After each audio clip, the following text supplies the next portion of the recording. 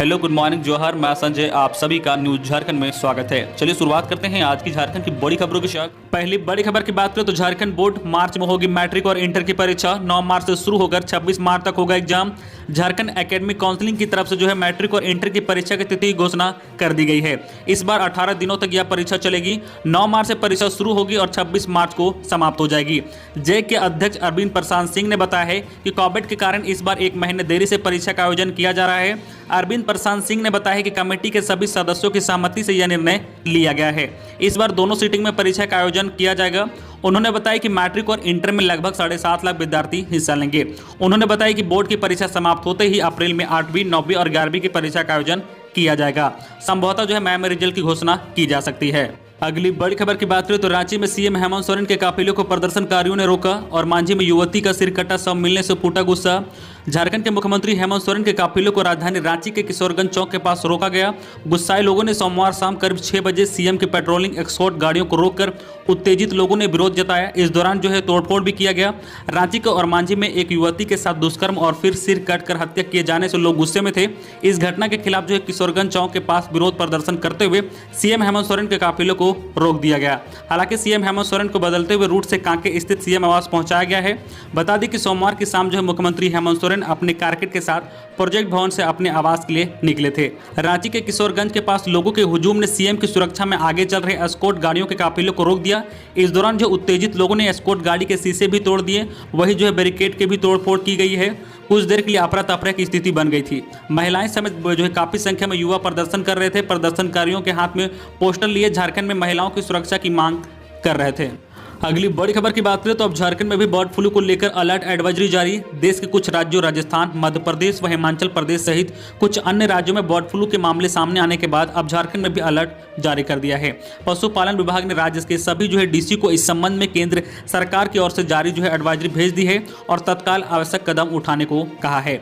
विभाग से जारी निर्देश में कहा गया है कि किसी भी जो है पक्षी की अवास्वाभाविक मृत्यु होने पर तत्काल इसकी जो है सूचना पशुधन सेवक विभाग और अन्य अधिकारियों को दी जाए। पक्षी के जो है बिसरे को जांच के लिए लैब भेजने जाने का निर्देश दिया गया है। हालांकि जो है पशुपालक विभाग की ओर से यह स्पष्ट कहा गया है कि अभी राज्य में बर्ड फ्लू का कोई मामला सामने नहीं आया है, लेकिन जो है पूरी कदम उठाते हुए अलर्ट जारी किया गया है। बर्ड फ्लू को लेकर आम जनता में जो है अनावश्यक भय और जो भ्रम ना फैल पाए, इसके लिए जो है निर्देश दिया गया है। रांची के बिरसा जो है एग्रीकल्चर के डॉक्टर सुनील प्रसाद ने बताया है कि अब तक झारखंड में बर्ड फ्लू का कोई मामला सामने नहीं आया है, लेकिन पड़ोसी बंगाल से आने वाले पक्षी मुसीबत पड़ सकते हैं। उन्होंने कहा कि अगर किसी भी मुर्गी पालक की यहाँ 10 से अधिक मुर्गी मरती है तो शीघ्र जो है वेटरनरी के डॉक्टर से संपर्क करें और उनकी जांच कराएं।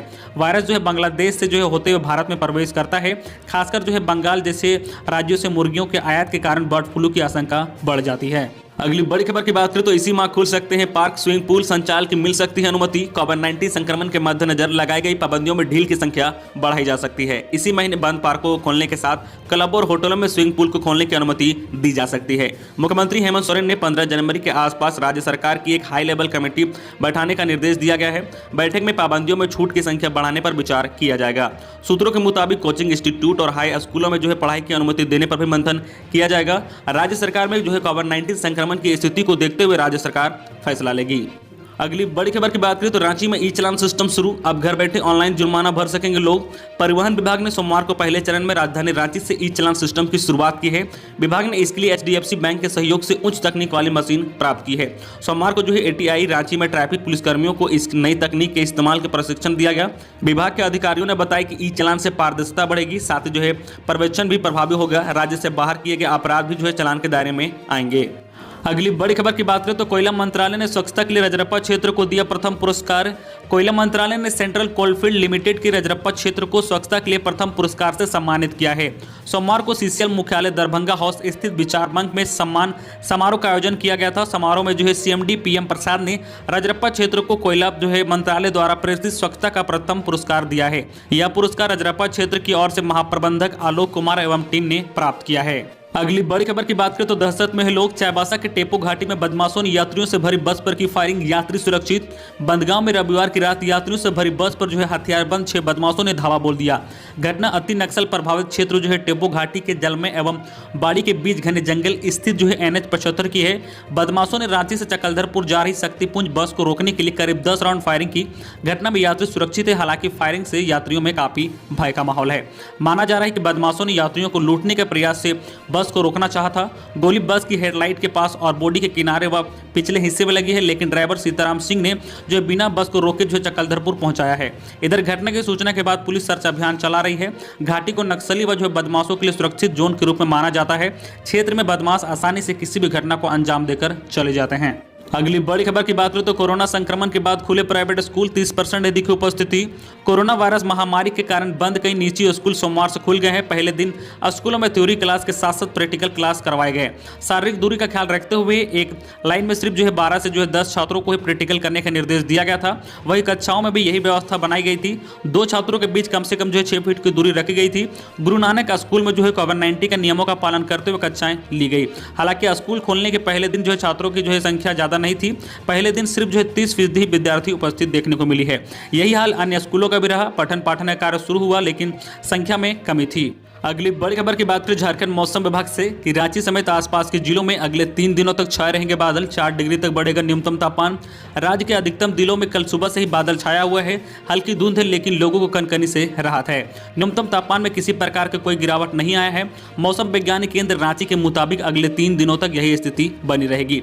मौसम वैज्ञानिक अभिषेक आनंद ने बताया कि बादल छाने के बाद भी रांची में तापमान में किसी प्रकार की कोई गिरावट नहीं आएगी। अगले 3 दिनों तक रांची का औसताना न्यूनतम तापमान 16 डिग्री सेल्सियस और औसताना उच्चतम तापमान 27 डिग्री सेल्सियस रहेगा। मौसम वैज्ञानिक अभिषेक आनंद ने बताया कि जम्मू कश्मीर में पश्चिम विक्षोभ प्रभावी है। इसके कारण राजस्थान में एक सर्कुलेशन बना हुआ है। इसका असर रांची समेत झारखंड के अन्य हिस्सों में बादल छाए रहेंगे।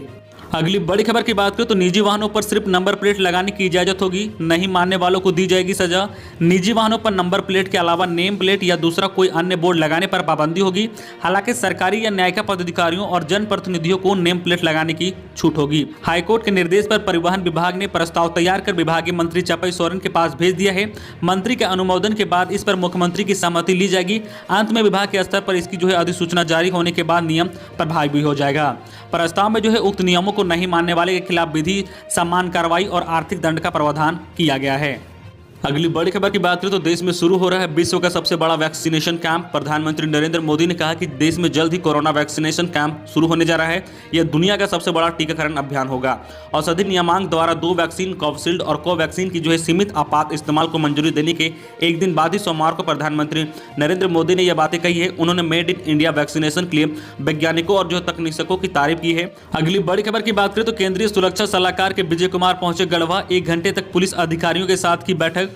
राष्ट्रीय आंतरिक सुरक्षा सलाहकार के विजय कुमार सोमवार की दोपहर में गढ़वा के भंडारिया पहुंचे। उन्होंने भंडारिया थाना पहुंचने के उपरांत जिले के आला अधिकारी और पुलिस अधिकारियों के साथ बैठक की। इस दौरान पुलिस प्रशासन के लोगों से सुरक्षा व विकास से संबंधित चर्चा की। मीडिया द्वारा पूछे जाने पर उन्होंने कहा कि बगल के राज्य छत्तीसगढ़ में ट्रेनिंग चल रही थी, वहां से वापस लौट रहा था तो सोचा यहां भी चलाऊं। हालांकि विजय कुमार ने पुलिस अधिकारियों के साथ भंडारिया थाना परिसर में करीब 1 घंटे तक गोपनीय बैठक की है। उनके साथ बैठक में पलामू डीआईजी राजकुमार लकड़ा, सीआरपीएफ के डीजी विनय ने भी और डीवाई विक्रांत, गढ़वा एसपी श्रीकांत दास कोटरी और सीआरपीएफ अधिकारी कैलाश आर्या आदि मौजूद रहे। अगली बड़ी खबर की बात करें तो वैक्सीनेशन की तैयारी। रांची डीसी ने हर प्रखंड में वैक्सीनेशन सेंटर चिन्हित कर उसका नक्शा जमा करने का दिया निर्देश।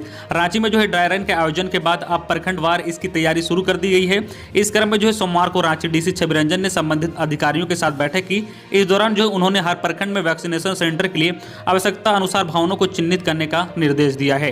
डीसी ने कहा कि सभी प्रभारी चिकित्सा पदाधिकारी प्रखंड पद विकास पदाधिकारी के साथ बैठक कर भवनों को चिन्हित करे। साथ ही उन्होंने भवनों के नक्शे के साथ रिपोर्ट जमा करने का आदेश दिया है। वैक्सीनेशन साइट कहां होगी, वैक्सीनेशन सेंटर पर व्यवस्था कैसी होगी, इसे लेकर भी उन्होंने पदाधिकारियों के साथ विचार विमर्श किया है। अगली बड़ी खबर की बात करें तो आवारा कुत्तों का आतंक। गिरिडीह में पागल कुत्ते ने पुलिस जवान समेत 8 को किया जख्मी। जमशेदपुर में भी एक घायल। गिरिडीह के गांवा थाना क्षेत्र के विभिन्न क्षेत्रों में सोमवार को पागल कुत्ते ने मासूम बच्चे समेत 8 लोगों को काटकर गंभीर रूप से जख्मी कर दिया है, जिसमें 2 बच्चों की स्थिति चिंताजनक बनी हुई है, जिसे बेहतर इलाज के लिए सदर अस्पताल गिरिडीह रेफर कर दिया गया है। इधर जमशेदपुर स्थित बिरसा नगर जोन नंबर 3 में रहने वाले एक छात्र को आवारा कुत्ते ने काट लिया है। उसके पैर और हाथ में कुत्तों ने काटा है। इलाज के लिए छात्र को एमजीएम में लाया गया है। अगली बड़ी खबर की बात करें तो सुप्रीम कोर्ट पहुंचा झारखंड का तलबदल मामला। झारखंड विधानसभा सचिवालय ने सुप्रीम कोर्ट में दायर की याचिका। हाईकोर्ट ने बाबूलाल को दी राहत। झारखंड का तलबदल मामला अब सुप्रीम कोर्ट पहुंच गया है। बीजेपी नेता बाबूलाल मरांडी ने तलबदल मामले में झारखंड विधानसभा सचिवालय ने सुप्रीम कोर्ट में याचिका दायर की है। झारखंड हाईकोर्ट ने फैसले के मद्देनजर यह याचिका दायर की है। झारखंड हाईकोर्ट ने बाबूलाल मरांडी को इस मामले में राहत दी है। अदालत ने बाबूलाल मरांडी के खिलाफ विधानसभा के न्यायाधिकरण में होने वाली सुनवाई को अगली तिथि तक स्थगित रहने का आदेश दिया था। कोर्ट ने स्पीकर और राज्य सरकार को नोटिस जारी कर जवाब भी मांगा था। 13 जनवरी तक इनको अदालत में अपना जवाब दाखिल करना है। Chief justice doctor Ravi Ranjan और जस्टिस एसएन प्रसाद की अदालत ने श्री बाबूलाल मरांडी के मामले में सुनवाई का आदेश पारित किया था। अब यह विधानसभा अध्यक्ष पर निर्भर करता है कि प्रदीप यादव और बंधु तिर्की के मामले में सुनवाई जारी रखे या फिर उसे रोक दे। तो ये थी आज की झारखंड की टॉप बड़ी खबरें। इसी तरह झारखंड की हर छोटी बड़ी खबर देखने के लिए आप हमारे चैनल न्यूज़ झारखंड चैनल को सब्सक्राइब करके बेल आइकन प्रेस कर दीजिए, जिससे आपको झारखंड की हर छोटी बड़ी खबर का अपडेट अब तक पहुंचता रहे।